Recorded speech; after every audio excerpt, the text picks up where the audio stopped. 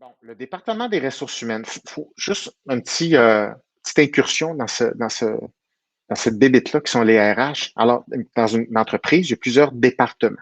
OK? Tu as le département de la production, des finances, de la gestion et des RH. Bon, il y a toutes sortes de départements. Pour être consultant depuis bon nombre d'années, on sait, une entreprise, et les gens dans l'intérieur de l'entreprise savent que le nerf de la guerre, c'est la production puis les finances. En gros, c'est ça. Parce que le nerf de la guerre, c'est l'argent, puis l'argent est directement relié à la production. Fine. Et c'est les ressources humaines ont toujours été un peu considérées comme un peu l'enfant pauvre des départements euh, en organisation.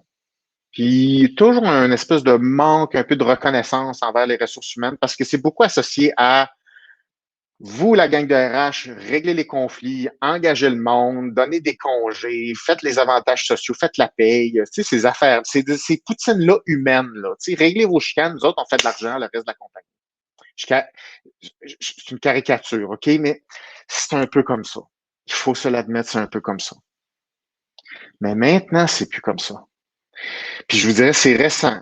Moi, mon interprétation des RH, c'est qu'on est en train de basculer vers un autre type d'RH où les RH vont être amenés à changer leur rôle, euh, changer leur niveau d'importance au niveau des leaders d'une entreprise et aux yeux de l'entreprise au complet.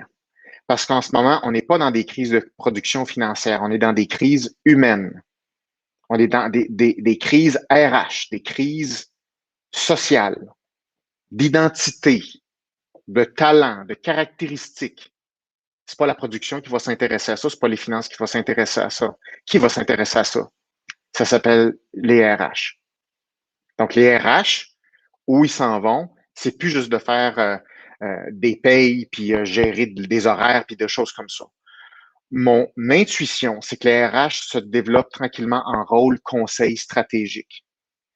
Parce que maintenant, puis pour avoir des appels à toutes les semaines sur des départements RH, sur des consultants en ressources humaines, les départements s'arrachent de RH s'arrachent les cheveux sur la tête parce qu'ils ils savent plus sur quel pied danser. Quel est leur rôle maintenant?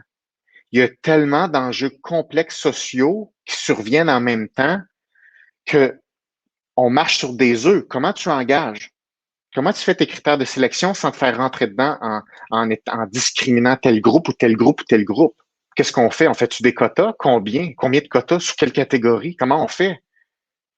Puis, ça va vite maintenant. Quand je dis les têtes tombent, c'est pas juste Pascal Nadeau. Il y en a des milliers de têtes qui tombent.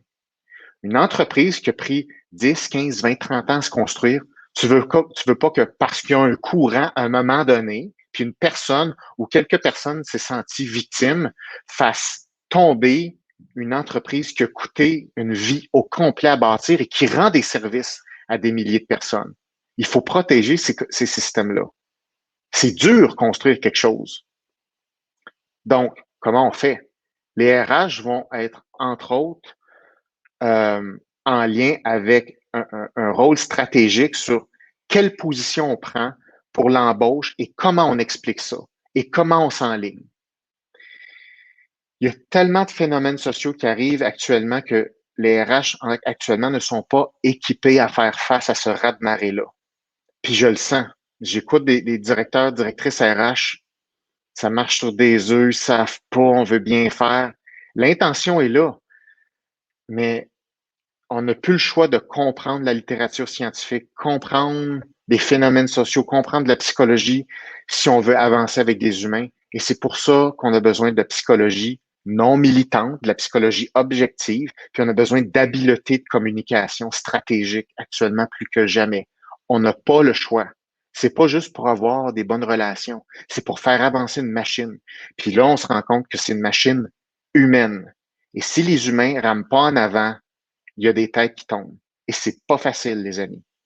Donc, ce que je vois, c'est que les RH commencent à changer de statut et vont jouer un rôle stratégique auprès des décideurs et des leaders d'entreprise. Et je pense que les RH vont être amené à beaucoup plus jouer un rôle conseil aux joueurs de coach ou de consultant à l'interne auprès des leaders.